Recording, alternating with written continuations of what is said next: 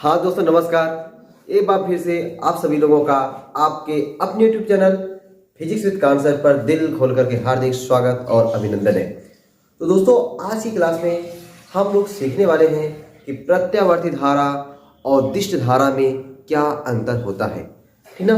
प्रत्यावर्ती धारा और दिष्ट धारा में क्या अंतर होता है, क्योंकि अगला जो चैप्टर हम लोग पढ़ने जा रहे हैं वह है प्रत्यावर्ती धारा। तो प्रत्यावर्ती धारा चैप्टर को पढ़ने से पहले अगर हम लोग इस चीज़ को सीख लेंगे तो ये हमें हमेशा काम आता है और आपके बोर्ड एग्जाम में इससे 2 नंबर तो हर हाल में छपने वाला है। तो होता है कि प्रत्यावर्ती धारा और दिष्ट धारा में क्या अंतर होता है।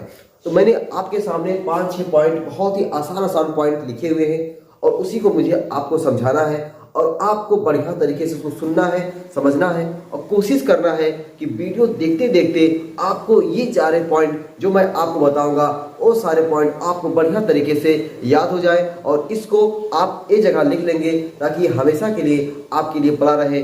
क्योंकि इस टाइप की छोटी छोटी पॉइंट आपको कम मिलती है। सब लोग बड़े बड़े पॉइंट लिखवा देते हैं जहाँ पे आपको याद करने में समझने में थोड़ा सा दिक्कत होती है। मैंने सोचा क्यों ना इसको शॉर्ट फॉर्म में छोटे छोटे पॉइंट भी लिखवाया जाए ताकि आप इसको आराम से बहुत ही आसानी तरीके से याद कर सको। तो यहाँ पे आपके सामने ये दिष्ट धारा और यहाँ पे है ये प्रत्यावर्ती धारा। तो अगर हम पूछें दिष्ट धारा की खोज किसने की थी और प्रत्यावर्ती धारा की खोज किसने की थी, जो दिष्ट धारा है वह दिष्ट धारा की खोज जो है एडिसन ने की थी। जो बल्ब खोज किए थे ना एडिसन, वही एडिसन ने। तो दिष्ट धारा की खोज किसने की थी? एडिसन ने की थी। जबकि प्रत्यावर्ती धारा की खोज किसने की थी?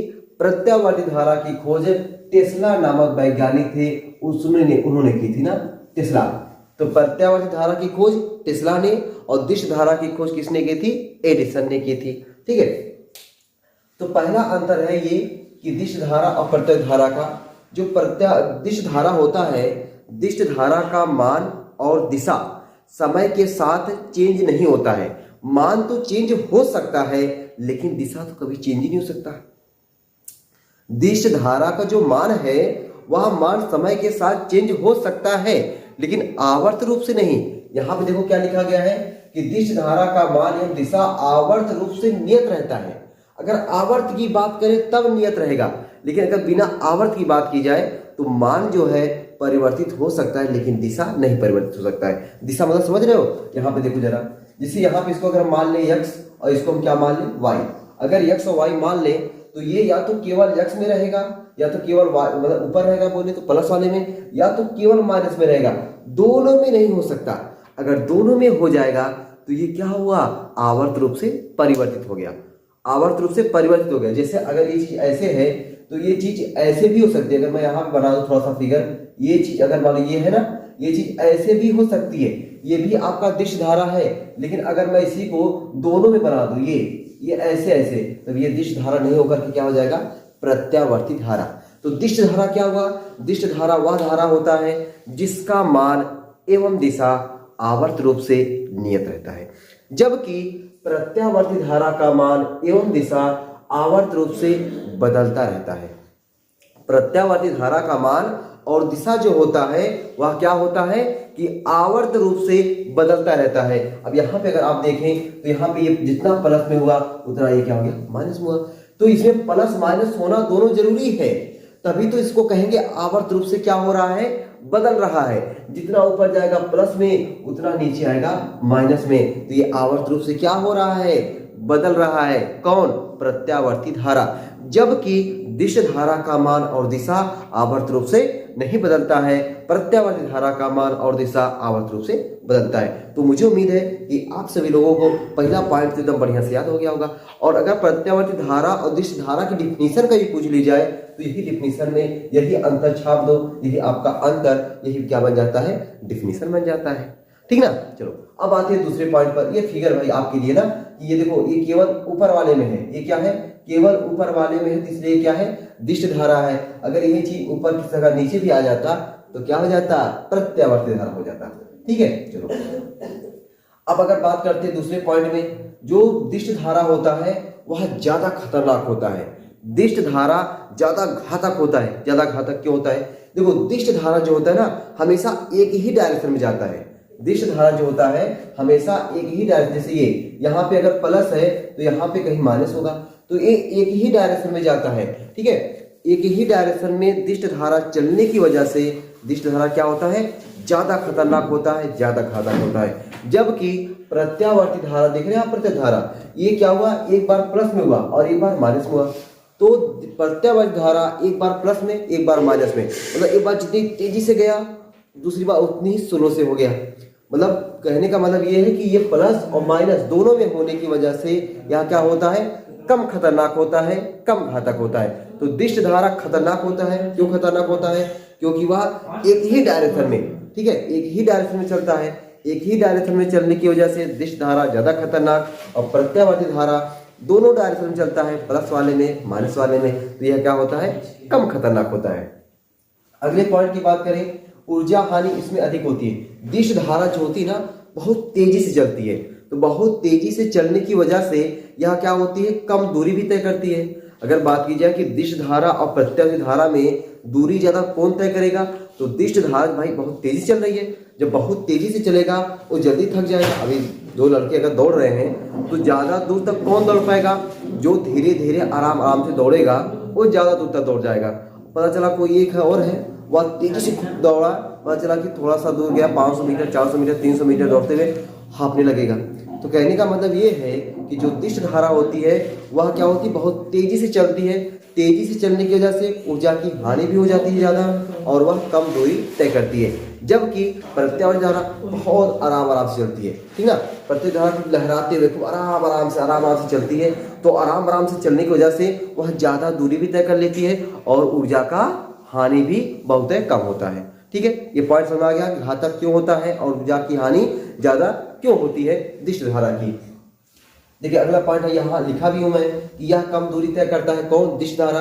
दिष्ट धारा दूरी कम क्यों तय करता है भैया, जो बहुत तेजी से दौड़ेगा, बहुत तेजी से कुछ देर तक दौड़ लिया, लेकिन उसके बाद हाँफने लगेगा, करने लगेगा, तो वह कहाँ ज्यादा दूर जा पाएगा। पता चला जो धीरे धीरे चल रहा है मुस्कुराते हुए उसको देखेगा तो हाँ भाई मैं चल रहा हूँ, है कि नहीं। तो कहने के बाद दिष्ट धारा जो है वह तेजी से चलने की वजह से ऊर्जा भी अपना नुकसान कर देता है। जब ऊर्जा नुकसान हो गया तो फिर ऊर्जा लेने के लिए जरूरत चाहिए ना।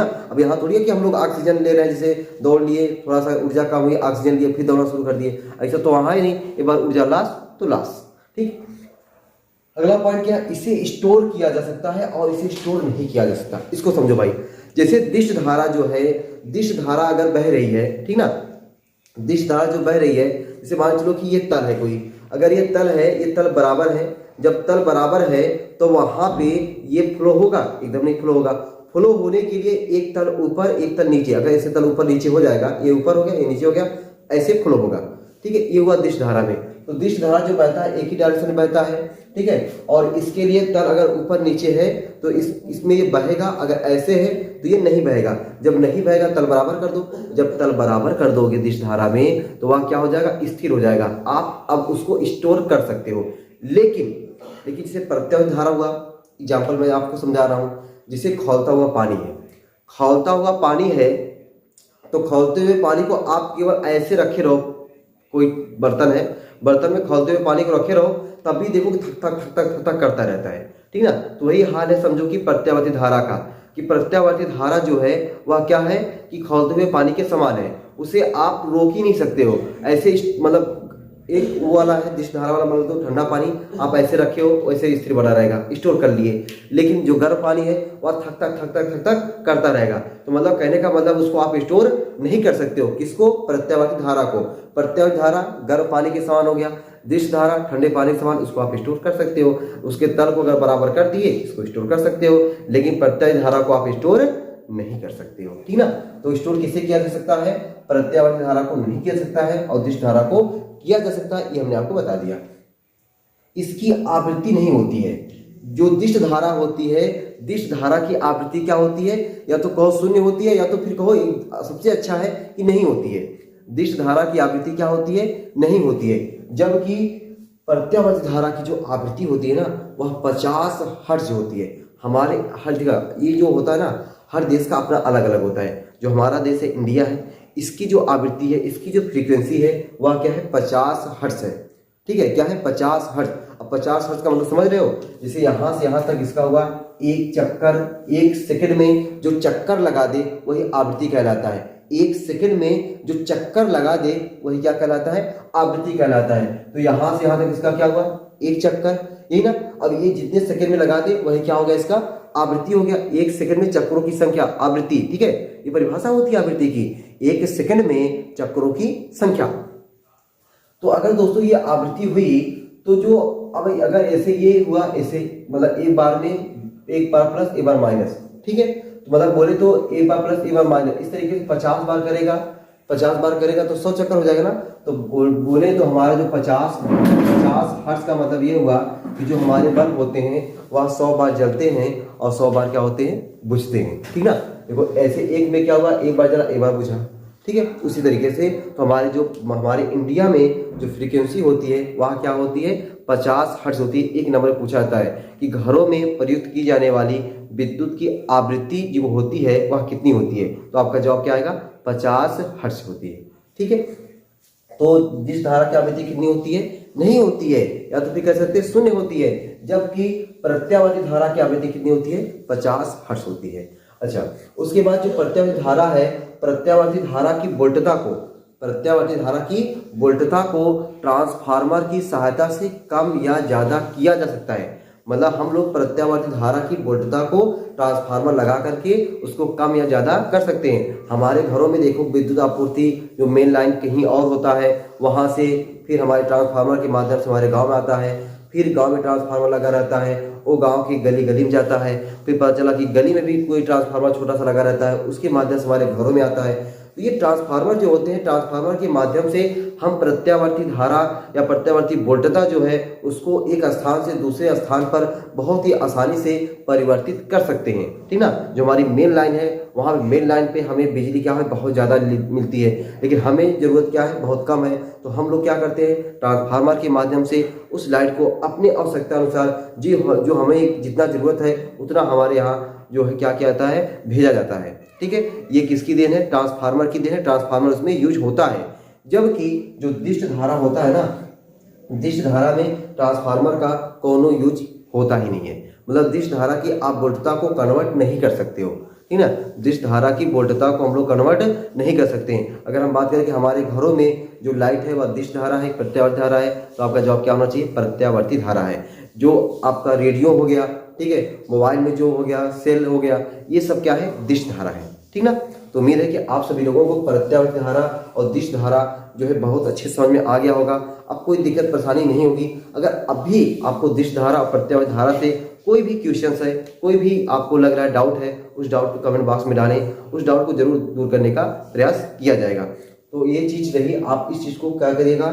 एक कॉपी में एक जगह में बढ़िया से लिख दीजिएगा, ताकि अगला जो चैप्टर हम लोग पढ़ने वाले हैं प्रत्यावर्ती धारा, तो प्रत्यावर्ती धारा में ये सब चीज़ें आपको थोड़ा बहुत जरूर हेल्प करेंगी। साथ ही साथ आपका ये बेसिक नॉलेज के लिए बहुत ही काम लायक है, ठीक है। तो इतना आज के लिए इतना है, फिर मिलते हैं अगली क्लास में नए चैप्टर के साथ। तब तक के लिए आप लोग ऐसे ही हंसते रहे, मुस्कुराते रहे और पढ़ाई लिखाई को शानदार जानदार तरीके से करते रहें। चलते भाई सबको बाय बाय।